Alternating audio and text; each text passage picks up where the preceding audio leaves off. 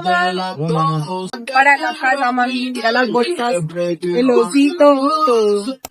Ang inyong narinig ay mga huling mensahe na ipinadala ng isang DJ sa Colombia na nagngangalang Valentina. Ito'y sa kanyang ina na si Laura. Ilang oras pagkatapos, ang lahat ng kagalakan na narinig dito ay maglalaho.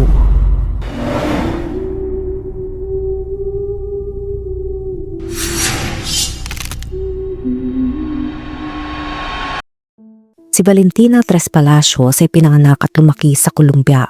Kaunti lamang ang mga impormasyong inilabas tungkol sa kanya, ngunit may mga detalye na naglalahad ng kanyang personalidad. Ipinakita niya mula pagkabata ang kanyang pagnanais na magtagumpay sa buhay at abutin ang malalaking pangarap. Ayon sa kanyang pamilya, mayroon siyang dalawang kapatid, si Sebastian na teenager pa at si Daniel Felipe na mas matanda. Sa kanyang magandang muka, mahaba at itim na buhok at magandang pangangatawan, kasama pa ang kaalaman niya sa mga sound console, hindi naging mahirap para sa kanya na magsimulang makilala sa mapagkumpetensyang mundo ng mga DJ. Sa edad na 19, nagsimula na siya maging kapansin-pansin. Noong panahong iyon, kasintahan niya si Pablo Silva, kung kanino siya nakipagrelasyon sa loob ng 3 taon. Matapos sila maghiwalay, nakilala niya ang isang mamamayang Amerikano na nagpabago sa kanyang buhay. At bagamat sa simula ay tila puno ng rosas ang lahat, kalaunan ay lumitaw din ang mga tinik. Gayunpaman sumusumpa silang dalawa na mahal nila ang isa't isa. Hindi alam ng pamilya ni Valentina kung paano eksaktong nagkakilala sila ni John Pulos. Ngunit sa tingin nila ay maaring sa isa sa mga event kung saan siya nagpe-present dahil madalas itong puno ng mga turista lalo na mula sa Estados Unidos. Ang mahalaga ay nagkaroon ng relasyon ng dalawa at sinubukan nilang labanan ang distansya. Ilang beses nang bumalik si John sa Colombia upang makasama si Valentina at ang kanyang pamilya. Sa ibang pagkakataon, naglakbay ang magkasintahan sa ibang lugar tulad ng Mexico kung saan sila ay masayang nag-post para sa mga traditional na tourist photos. Kasabay ng pag-iibigan, ipinagpatuloy ni Valentina ang kanyang karera. Nakakamit niya ang pinansyal na pangangailangan para sa sarili at sa kanyang pamilya. Isang bagay na nagbigay sa kanya ng malaking kasiyahan. Sa edad na 21, si Valentina ay isang kilalang DJ sa Colombia at may halos 20,000 followers sa kanyang opisyal na Instagram account. Patuloy siyang nagpe-perform sa mga pangunahing lungsod sa Colombia. Siya ay isang DJ na may malaking kinabukasan at kinukuha para sa pinakamagandang nightclubs sa Bogota at iba pang lungsod. Nagkaroon din siya ng pagkakataong maglakbay sa ibang bansa tulad ng Chile, Mexico at Brazil. Ayon sa kanyang tiyuhing si Carlos, sa kanyang mga social media accounts, makikita na maayos ang takbo ng kanyang profesional na buhay. Ang huli niyang post sa Facebook noong December 26, 2022 ay nakakuha ng higit sa 1,500 likes at nagpapakita ng isa sa mga lungsod na binisita niya, ang Medellin. Dahil si John ay isang dayuhan, maraming detalye ng kanyang buhay ang hindi alam ng pamilya ni Valentina. Halimbawa, sinabi niya sa kanila na nagtatrabaho siya sa stock market at pinamamahalaan ang mga negosyo ng mga mahahalagang tao. Sinabi ni John kay Sebastian, ang nakababatang kapatid ni Valentina, na nakatira siya sa Texas. Ngunit may mga ulat na nagsasabing hindi totoo ang impormasyong iyon. Ang 35 years old na lalaki ay tila may normal na buhay. Ipinakita niya sa kanyang kasintahan at sa pamilya nito ang mga larawan ng kanyang ina na sinasabing buhay pa ngunit walang sino man ang nakausap. Nagbahagi rin siya ng mga video at nakikita sa social media kasama ang kanyang 2 anak na babae. Mayroon silang mga plano para sa hinaharap. Sinabi ni John na nag-order na siya ng engagement ring para kay Valentina at magpapakasal sila sa lalong madaling panahon. Sa katunayan, dumating siya sa Colombia, desididong manirahan kasama ang kanyang kasintahan noong January 2023. Noong panahong iyon, naglakbay sila sa bansa para magtrabaho at magsaya. Ang huli nilang bisita ay magandang syudad sa Cartagena de Indias. Bumalik sila mula roon Huwebes, January 19. Nang araw na iyon, nakipag-usap si Valentina kay Laura, ang kanyang ina, at sinabi sa kanya na sa Biyernes kukunin na nila ni John ang kanyang mga gamit sa bahay. Nag-arkila ang magkasintahan ng isang apartment upang simulan ang kanilang pagsasama at ituloy ang kanilang mga plano sa kasal. Pumunta ang magkasintahan upang kunin ang mga gamit tong Biyernes. Ang tanging hindi nila kinuha ay ang pusa ni Valentina. Sinabi niya na kukunin niya ito sa Lunes. Nung araw na iyon, nag-video call sina Valentina at John kay Sebastian upang ipakita sa kanya ang apartment na bago nilang lilipatan. Sinabi nila na hinihintay nila silang lahat at gusto nilang bumisita sila. Sinabi ni John na nasasabik siyang makasama ang pamilya nito at itinuturing niyang silang sarili niyang pamilya. Inakala ni Laura na naging maganda ang pagpili ng kanyang anak sa nobyo nito. Mabuti, mapagmahal at maunawain. Noong Sabado, January 21, kinausap ni Valentina ang kanyang pamilya bandang 10 ng gabi at lahat ay tila maayos. Pagkatapos nagpunta ang magkasintahan sa mga night spots sa Bogota. Bahagyang para magsaya at bahagyang dahil may trabaho si Valentina bilang DJ sa ilan sa mga ito. Ang ilan sa kanilang mga galaw ay naitala sa mga transportation service applications na ginamit nila noong gabing iyon. Ngunit noong linggo, January 22, nakatanggap si Laura ng tawag mula kay Pablo, ang ex-boyfriend ni Valentina. Nagbigay siya ng isang kahilahilakbot na balita. Wala na raw si Valentina at ang kanyang labi ay natagpuan sa isang baryo na hindi naman niya pinupuntahan. Walang sino man ang makapaniwala sa nangyari. Sa katunayan, hindi naniwala ang ina sa sinabi ni Pablo at naghinala pa siya na baka sinusubukan na siyang kikilan nito. Nagpadala siya agad ng mga mensahe sa kanyang anak, ngunit hindi na ito nagre-reply. Doon niya naunawaan na nagsasabi ng totoo si Pablo. Ang katotohanan ay madaling araw ng linggo, may nakita ang isang recycler na labi ng babae sa loob ng isang maleta sa ilalim ng isang garbage container. Ang mga kapitbahay ng lugar kung saan natagpuan ng container sa Fontibon, Bogota ang tumawag sa pulisya. Matapos kumpirmahin ng mga otoridad na ang labi ay kay Valentina, ang kilalang DJ, nakipag-ugnayan sila sa kanyang pamilya na nagkumpirma na ang dalaga ay kasama ng kanyang nobyong Amerikano noong Sabado ng January 21. Sa kakilakilabot na balita, nadagdag pa ang pagkadismaya nang malaman nilang hindi si John ang tila ipinapakita nila. Nang sinubukan nilang kontakin siya ay imposible itong maabot. Nawala siya sa mapa at napansin nilang hinadlangan sila sa social media. Ito ang matinding pahayag ng ina ni Valentina. Ang pinakamasamang opinyon ang mayroon ako sa taong iyon. Mukhang nasawi ang anak ko ilang oras matapos makasama siya. Kaya ang opinyon ko sa kanya ay masama siya. Walang puso at gusto kong magkaroon ng hustisya. Wala akong alam sa kanya. Nang matanggap ko ang balita noong linggo ng alas 10 ng gabi, nakipag-ugnayan ako sa kanya. Hinadlangan niya kami sa social media. Sa WhatsApp, hindi kami makapag-usap at sinabi ko, siya ang gumawa ng masama sa anak ko at hindi siya nararapat na mamuhay sa mundo na parang walang nangyari. Nais ko magkaroon ng hustisya at tulungan ako ng pambansang pamahalaan ng Colombia na linawin ang kasong ito. Hinihiling ko na huwag hayaang malimutan ang kasong ito. Dito nagsimula ang mahirap na gawain ng pulisya at mga journalist na sinubukang muling buuin ang mga huling oras ng buhay ni Valentina at ng kanyang nobyo. Ang unang natukoy ay nasa Panama na si John. Nung natuklasan ang labi ni Valentina, iniimbestigahan din ang isang sasakyang kulay gray na sinasabi ng mga otoridad na may kaugnayan sa pangyayari. Noong Lunes, January 23, inilabas ang mga resulta ng paunang forensic examination mula sa Institute of Legal Medicine. Inihayag nito na si Valentina ay nasawi dahil sa pagkakabara o pagkaipit ng daanan ng hangin at ang kanyang labi ay nagpakita ng mga senyales na napilitan siyang sumuko bago siya nasawi. Sa isang mas detalyadong ulat na inilabas pagkatapos ng ilang araw, tiniyak ng Institute of Legal Medicine na ang pagkasawi ay matindi at homicide. Dinagdag pa na si Valentina ay nakatanggap ng ilang sunod-sunod at matitinding sumpah. Nilinaw sa ulat na hindi lamang siya hinawakan sa leeg kundi nakaranas din siya ng pag-atake sa muka na nag-iwan ng mga marka sa kanyang labi at dila. Mayroon ding mga pinsala sa baga at sa base ng leeg. Gayunpaman hindi matukoy kung ang mga pinsalang ito ay binigay bago siya nasawi o kung ang mga ito ay dulot ng mga pagmamaniobra ni John upang ipasok siya sa asul na maleta. Ang isa pang mahalagang elemento na nagpapahiwatig na sinubukan ng babae na ipagtanggol ang sarili habang hinahawakan sa leeg ay ang pagkakaroon ng maraming atake ng matitinding hampas na nakakalat sa kanyang mga braso at sa ibabang likod ng baywang.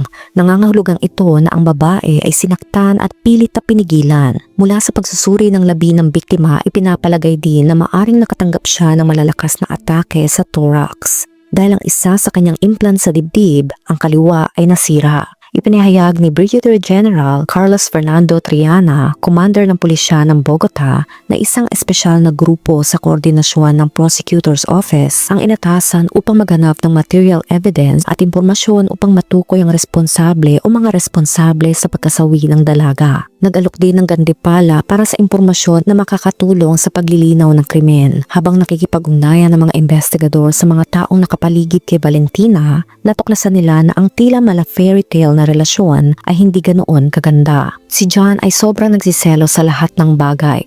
Ang mundo kung saan gumagalaw si Valentina, ang nightlife at travel ay nagpalabas ng lahat ng kawalang katiyakan ni John. Lalong lumaki ang pagdududa tungkol kay John nang malaman nila na kinausap niya ang isang private investigator upang sunduin si Valentina tuwing wala siya sa Colombia. At ito'y nagpadala sa kanya ng ulat ng lahat ng galaw ni Valentina. Nagpatunay ito na si John ay isang taong seloso at controlling. Dagdag pa ng ina ni Valentina, masamang tao siya, di niya kailangan sakta ng anak ko. Kung nakakita man siya o nagsiselo sa isang bagay dahil ang anak ko ay napakapalangiti at mahal ng lahat. Kung nagsiselos man siya, hindi niya dapat ito saktan. Dapat ay lumayo na lang siya. Pero kung dumating siya na may balak na magpakasal at magtayo ng buhay kasama niya at kasama namin dahil isinama niya kami sa relasyong ito, paanong kinuha niya ang buhay ng anak ko? Siya ang tumapos sa buhay ng anak ko. Habang nag-iimbestiga ang pulisya sa Colombia, humingi sila ng kautusan para arestuhin si John. Sa bandang huli ay naaresto si John noong January 24 sa Panama habang naglalakbay patungong Istanbul. Ito'y ayon sa National Police ng bansa matapos makatanggap ng alerto mula sa Interpol. Bukod sa kahinahinalang pag-alis ni John sa Colombia at pagbura ng kanyang social media accounts, may iba pang ebidensya na naglalagay sa kanya sa alanganin. Una, siya ang huling tao na nakitang kasama ni Valentina bago ito natagpuang walang buhay. May isang in-driver na nagatid sa magkasintahan sa isang nightclub sa Bogota. Nung huling gabi na nakita si Valentina na buhay, siya ay nagsabi na nagpadala ang dalaga ng isang mensahe na humihingi ng tulong. Ito'y sa support area ng application. Ayon sa driver, ang magkasintahan ay tila nakainom. Nang sumakay si Valentina sa kotse, sumigaw siya at sinabing hindi niya alam kung bakit niya isinulat iyon. Tinignan ng driver ang support ng in-driver app para makita kung ano ang tinutukoy niya at nakita ang mensaheng, "Tulong, nasa panganib ako." Upang matiyak kung ano ang nangyayari, tinanong niya si Valentina kung maayos siya, ngunit pumasok agad ang nobyo sa kotse at hindi na nagsalita ang dalaga. May mga security camera sa lugar kung saan natagpuan ang labi ni Valentina. Natagpuan ang mga larawan ng kotse na posibleng ginamit sa pagdadala ng labi.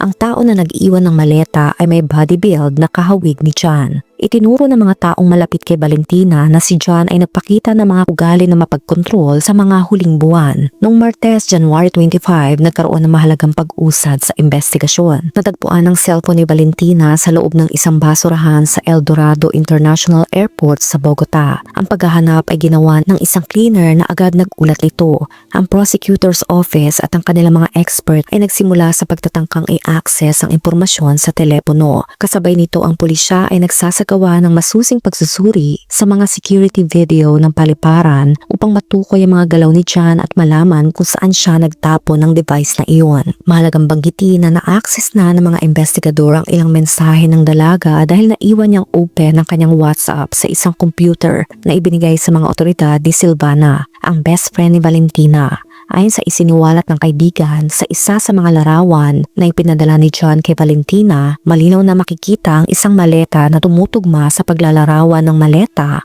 na ginamit upang itago ang labi. Noong January 25, sinabi ni Daniel Felipe, kapatid ni Valentina, na nang malaman nila na umarkila si John ng isang private investigator noong December bago ang krimen upang subaybayan ang dalaga, naunawaan nila na walang tama kay John at siya ay may malalim na obsessive behavior. Gayunpaman hanggang sa sandaling iyon walang naghinala sa kanya. Nag-away ang magkasintahan at sandaling naghiwalay. Ngunit nangako si John na magbabago ng ugali. Sinabi ng kapatid na mahalaga rin ang isang mensahe na ipinadala ni Valentina sa kanyang ina noong Sabado ng gabi na nagsasabing hindi madali ang buhay at lahat ay may presyo. Hindi sineryoso ng pamilya ang mensaheng iyon. Inakala nilang isa lang itong pansamantalang issue na magkasintahan. Gayunpaman, ito ay isang pagpapakita ng malaking kontrol na gustong ipatupad ni John sa bawat aspeto ng buhay ni Valentina. Sinabi niya raw kay Valentina na sapat na ang ibinibigay niya sa pamilya niya at hindi na nila kailangan pa ng mas marami mula sa kanya. Mula nang maging matagumpay si Valentina, tinutulungan niya ang kanyang ina sa mga gastusin. Ito'y ayon sa testimonya ni Daniel Felipe, ang kanyang kapatid. Ayon kay Daniel, hindi gusto ng kanyang kapatid ang mga taong seloso at ganoon si John. Ngunit itinago ni Valentina ang mukhang iyon ni John sa kanyang pamilya. Nalaman lamang nila ito pagkasawi niya dahil ikinuwento ni Silvana, ang best friend ni Valentina, na maraming manliligaw si Valentina at laging nakabantay si John. Kung sino ang nagtitext, kung sino ang kausap at kung sino ang nakikipag-ugnayan sa kanya sa pamamagitan ng tawag.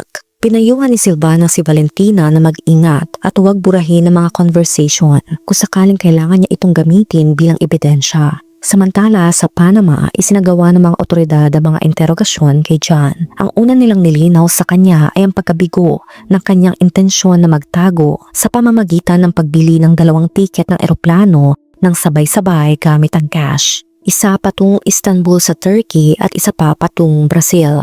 Matapos tanungin, iniulat ng mga otoridad ng Panama na hindi niya inamin na siya ay responsable sa pagkasawi ng kanyang kasintahan. Ngunit alam niyang si Valentina ay nasawi ng matindi.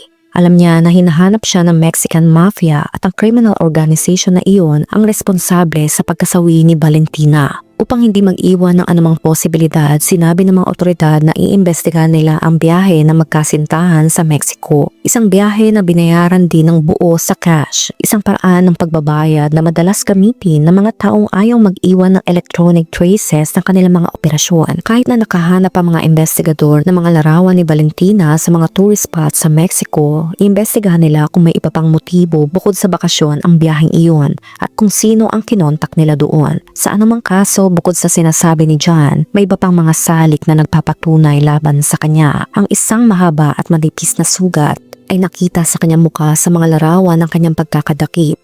Ang pilat na ito ay maaring kalmot dulot ng pagtatangka ni Valentina na ipagtanggol ang sarili gamit ang kanyang mga kuko. Ang mga video ng security camera na nagpapatunay ng isang lalaking malaki ang katawan na hinihila ang maleta patungo sa container. Ang pagkakatagpo ng cellphone ni Valentina sa basurahan ng El Dorado Airport ay isa ring salik. Noong Miyerkules, January 25, isang team ng pulisya na pinangungunahan ni General Carlos Triana, ang commander ng pulisya sa Bogota, at Colonel Olga Patricia Salazar, ang direktor ng DIJIN, ang naglakbay sa Panama upang ipagbigay alam kay John ang arrest warrant para sa mga krimen ng aggravated femicide at pagtatago, pagbabago o pagwasak ng material evidence. Umalis ang flight mula sa Panama patungong Colombia bandang 10:30 ng gabi noong Miyerkules. Ang turnover ay natupad at naganap na ang hearing para sa imputation of charges o pag-aakusa at kahilingan para sa measure of assurance o pagkulong. Lumabas na ang mga mensahe sa WhatsApp ay naging susi upang matukoy ang nangyari kay Valentina sa huling oras ng kanyang buhay.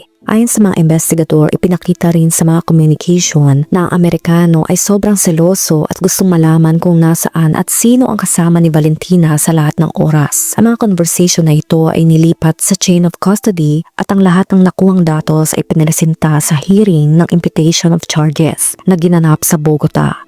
Ang prosecutor's office ay nagsampa ng kaso para sa 2 krimen na aggravated femicide at pagtatago ng ebidensyang mahalaga sa investigasyon. Dahil sa bigat ng mga kasong ito, hindi siya maaring makipag-plea bargain o humingi ng mas magaang parusa. Ayon sa Law 1761 na mas kilala bilang Ley Rosa Elvira Celi. Sa kabila ng kanyang naunang pahayag na inosente siya at gawa daw umano ito ng mafia, si John ay naharap sa minimum na 40 years sa pagkakabilanggo. Kinuha ng mga pamilya ni Valentina ang criminal lawyer na si Miguel Angel Del Rio upang katawanin sila bilang mga biktima. Paulit-ulit na humingi ng hustisya ang pamilya ni Valentina sa mga otoridad ng Colombia. Inasahan nila na gagawin ng mga hukom ang nararapat at bibigyan si John ng huwarang sentensya upang managot siya sa matinding pagpaslang kay Valentina. Di nagtagal, noong June 2024, nahatulan na si John Pulos ng aggravated femicide pati na rin ang pagtatago at pagsira ng mahalagang ebidensya. Ang hatol ay 42 years at 8 months na pagkakabilanggo. Noong November 15, 2025, inilipat naman si Pulos mula sa kulungan sa Bogota patungo sa La Tramacua, isang maximum security facility sa Valledupar. Pagdating niya roon, agad na umani ng reklamo ang kanyang pag-uugali. Ayon sa ilang opisyal at kapwa preso, hindi siya matiis dahil sa madalas niyang pagrereklamo tungkol sa sobrang init at umano'y allergy sa mga insekto. Hanggang ngayon, wala pa rin siyang permanenteng selda at nananatili siya sa health unit ng kulungan mula nang dumating. Bukod dito, humiling siya ng communication sa kanyang abogado at sa US Embassy at iginiit na hindi siya nakakaintindi ng Espanyol kaya dapat daw isagawa sa Ingles ang anumang proseso. Dahil dito nagkaroon ng dagdag na komplikasyon sa pakikipag-ugnayan sa mga gwardya at administrasyon ng kulungan. Tunay nga ang pinakamalakas o mapanganib na tao ay nagkukupli bilang mabait. Mas mabuti pang magduda kesa basta magtiwala. Minsan kahit ang pamilya mo, hindi mo rin palaging maaasahan. Kaya bago umibig, kailangan mo nang kilalanin mabuti ang lalaki. Paano niya tratuhin ang mga babae at ang mga hayop. Dahil kung paano niya tratuhin ang iba, ganun din ang pakikitungo niya sa iyo sa hinaharap. Kung gusto mo makahanap ng tamang lalaki, kailangan mo rin maging tamang babae. Pero huwag maging kampante. Ang nangyari sa iba, pwede rin mangyari sa iyo. Minsan, mas mabuti pang mag-isa kaysa mapasama sa maling tao. Ang pag-ibig pwede maging pinakamaganda, pero pwede ring maging masama. Walang makakadlang sa taong seloso, maaring mapanganib at kadalasan nauuwi sa trahedya. Sa huli, ang anumang relasyon na nagsimula sa mali ay hindi magtatapos ng tama. Ikaw, anong masasabi mo sa kwento natin ngayon? Let me know sa comment section. Kung nakaabot ka sa video na ito ay maraming salamat. Huwag kalimutan mag-like, share, subscribe, and turn on the notification. Ingat ka palagi. Ciao!